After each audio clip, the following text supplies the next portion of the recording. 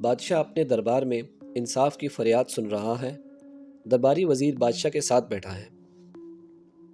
بادشاہ: آج کا دربار شروع کیا جائے، کوئی فریاد ہے تو پیش کی جائے۔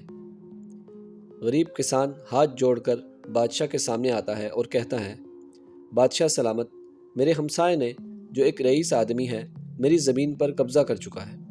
میں غریب آدمی ہوں، میری زمین میری روزی روٹی کا واحد ذریعہ ہے۔ آپ سے انصاف کی امید ہے، میری مدد کریں۔ بادشاہ کسان کی بات سنتا ہے اور جواب دیتا ہے: ہم آپ کی بات سنیں گے اور انصاف کریں گے۔ بادشاہ وزیر سے کہتا ہے: وزیر صاحب، اس معاملے کی مکمل تحقیقات کریں۔ اگر یہ سچ ہے تو ہم کسان کا حق واپس دلائیں گے۔ وزیر تحقیقات کرنے کا وعدہ کرتا ہے اور اس رئیس کے پاس جاتا ہے اور اس سے پوچھ گچھ کرتا ہے: وزیر، کیا یہ سچ ہے کہ آپ نے کسان کی زمین پر قبضہ کیا ہے؟ رئیس: یہ جھوٹ ہے، وہ زمین میری ہے۔ رئیس انکار کرتا ہے اور کہتا ہے کہ کسان جھوٹ بول رہا ہے۔ وزیر کو شبہ ہوتا ہے اور وہ مزید تحقیقات کرنے کا فیصلہ کرتا ہے۔ وزیر: ہم گواہوں سے پوچھیں گے اور زمین کا معائنہ کریں گے۔ وزیر زمین کا معائنہ کرتا ہے اور گواہوں سے بات کرتا ہے۔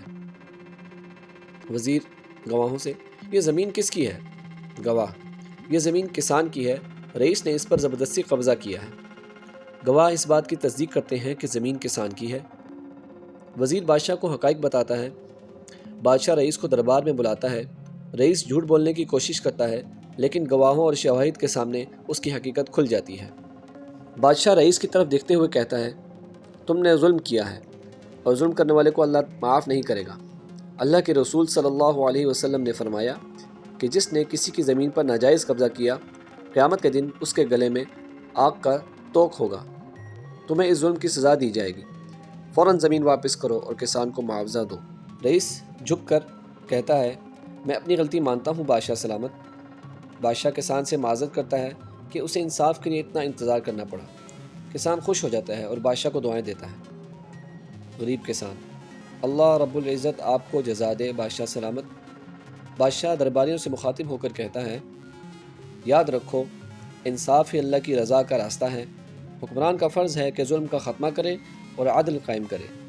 یاد رکھو، اللہ کے نزدیک سب برابر ہیں اور ایک حکمران کا فرض ہے کہ وہ ہر کسی کے ساتھ انصاف کرے، چاہے وہ امیر ہو یا غریب۔ یہ کہانی ہمیں سکھاتی ہے کہ اسلام میں انصاف کی کتنی اہمیت ہے اور ایک حکمران کا فرض ہے کہ وہ انصاف کے ذریعے اللہ کی رضا حاصل کرے۔